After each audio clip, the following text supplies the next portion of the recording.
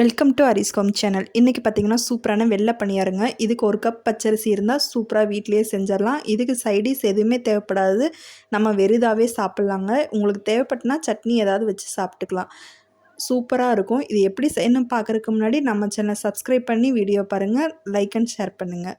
வாங்க எப்படி செய்யலான்னு பார்க்கலாம். இதுக்கு தேவையானது பார்த்திங்கன்னா இந்த ஒரு டம்ளரில் ஒரு கப் பச்சரிசி நான் எடுத்துக்கிறேன். நீங்கள் எந்த கப்பில் அரிசி எடுக்கிறீங்களோ அதே கப்பில் மெஷர்மெண்ட் எடுத்துக்கோங்க, அப்போ தான் அளவு மாறாமல் இருக்கும். இப்போ வாங்க ஒரு கப் பச்சரிசி எடுத்து, இது ரேஷன் கடையில் வாங்கின பச்சரிசி தான். அதே அரிசியை சேர்த்துட்டு ஒரு 4 டைம் வாஷ் பண்ணி எடுத்துடலாங்க. ஒரு 5-6 டைம் கழுவிக்கிங்க. அரிசி கல் மண் தூசியெல்லாம் வெளியே வந்துடும். இப்போ பாருங்கள், ஒரு 5-6 டைம் நான் கழுவி எடுத்துகிட்டு ஊற வச்சுட்டேன். இப்போ இது ஒரு 6 மணி நேரம் அரிசி நல்லா ஊறி வரட்டும். நம்ம அதுக்குள்ளே பார்த்திங்கன்னா தேங்காய் ஒரு 1/2 கப் நான் தேங்காய் எடுத்திருக்கேன். நம்ம எந்த கப்பில் அரிசி எடுக்கிறோமோ அதே கப்பில் தேங்காய் எடுத்துக்கோங்க.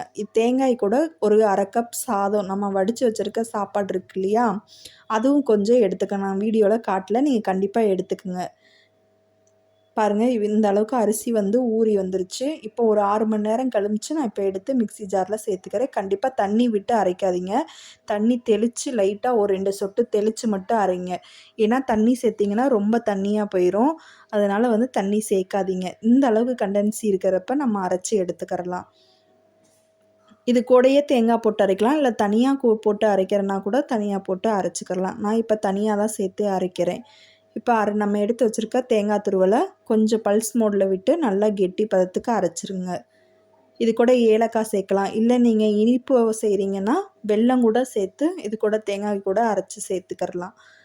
பாருங்கள், இந்த அளவுக்கு கெட்டியாக அதை அரைச்சிக்குங்க. அரைச்சிட்டு இது கூட வடித்த சாதத்தையும் சேர்த்து இது கூட அரைச்சிருங்க. தண்ணி விட்டு அரைச்சிடாதீங்க, தண்ணி விடாமல் அரைச்சிருங்க. நம்ம அரிசிக்கு வேணால் தண்ணி தெளித்து அரைக்கலாம், தேங்காய்க்கு கொஞ்சம் தண்ணி தெளித்து அரைங்க. ஆனால் மற்றபடி தண்ணி ரொம்ப சேர்த்திடாதீங்க. தெளித்து அரைச்சி இந்த மாதிரி தண்ணியாகவும் இல்லாமல் கெட்டியாகவும் இல்லாமல் இந்த பதத்துக்கு இருக்கணும். இப்போ தேவைக்கேற்ப உப்பு சேர்த்து நல்லா கலந்து விட்டுருங்க. கலந்து விட்டதுக்கப்புறம் பார்த்திங்கன்னா ஒரு 6 மணி நேரம், ஒரு 7 மணி நேரம் மறுபடியுமே மாவு புளிக்கிற அளவுக்கு விட்டுருங்க. அப்போ தான் கரெக்டான கண்டென்சியில் இருக்கும். இந்த மாதிரி நல்லா கலந்து விட்டுருங்க. கலந்து விட்டுட்டு ஒரு 5-6 மணி நேரம் அந்த மாதிரி டைம் வச்சு நல்லா எடுத்து வச்சுருங்க. மாவு புளிச்சு வந்துடும். இப்போ பாருங்கள், நல்லா கலந்து விட்டுட்டு ஒரு 6 மணி நேரம் கழிச்சு பார்க்குறப்ப மாவு இந்த கண்டென்சியில் இருக்குது. நான் அதுக்கு ஒரு 6 மணி நேரங்கிறது 5 மணி நேரத்துலேயே நான் எடுத்துட்டேன். இப்போ பார்த்திங்கன்னா அடுப்பில் பணியாரக்கல் வச்சு எண்ணெய் காஞ்சதுக்கப்புறம் ஊற்றி பாருங்கள். அப்படியே பார்த்திங்கன்னா ஆப்பம் மாதிரியே இருக்கும், சூப்பராக டேஸ்ட்டாக இருக்கும். இது வெறுதாகவே சாப்பிட்லாம், இல்லை சைடிஷ் உங்களுக்கு வேணும் அப்படின்னா நீங்கள் தாராளமாக வச்சுக்கலாம். இது ஆனால் நான் வெறுதாக சாப்பிட்றதுக்கு குழந்தைங்களுக்குமே ரொம்ப பிடிக்கும். ஒரு டைம் செஞ்சு கொடுத்து பாருங்கள், வீட்டில் எல்லாருமே பாராட்டிடுவாங்க. சூப்பரான வெள்ளை பணியாரம் ரெடி ஆயிடுச்சுங்க. இதுக்கு எந்த ஒரு மெஷர்மெண்ட்டும் அதிகமாக தேவைப்படாது. வீட்டில் ஒரு 10 நிமிஷத்தில் செஞ்சிடலாம். ரொம்ப வேலையுமே இழுக்காது. குழந்தைங்களாகட்டும் பெரியவங்களாகட்டும் சூப்பராக இருக்குங்க. சாப்பிட்றதுக்கு அவ்வளோ விரும்பி சாப்பிடுவாங்க. பாருங்கள், எல்லாமே வெந்து வந்துருச்சு. இந்த பக்கம் ஒரு திருப்பு, அந்த பக்கத்து ஒரு திருப்பி போட்டு எடுத்து பார்த்தா வெள்ளை பணியாரம் சூப்பராகவே ரெடி ஆயிடுச்சு. அப்படியே குட்டி குட்டி ஆப்பம் மாதிரியே இருக்கும், அந்த அளவுக்கு சூப்பராக இருக்கும். பாருங்கள், எடுத்து பார்க்குறப்பையும் அவ்வளோ கலர்ஃபுல்லாக இருக்கும். பாருங்கள் எவ்வளோ சாஃப்டாக இருக்குன்னு.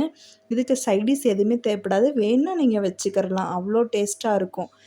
இந்த ரெசிபி உங்களுக்கு பிடிச்சிருக்கும் நம்புறேன். பிடிச்சிருந்தா நம்ம சேனல் லைக் பண்ணி, ஷேர் பண்ணி, சப்ஸ்கிரைப் பண்ணுங்கள். மறக்காமல் செஞ்சு பார்த்துட்டு எப்படி இருக்குன்னு கமெண்ட் பண்ணுங்கள். வேறு ஒரு ரெசிபி என்ன செய்யலாம்னு கமெண்ட் பாக்ஸில் கமெண்ட் பண்ணுங்கள். தேங்க்யூ.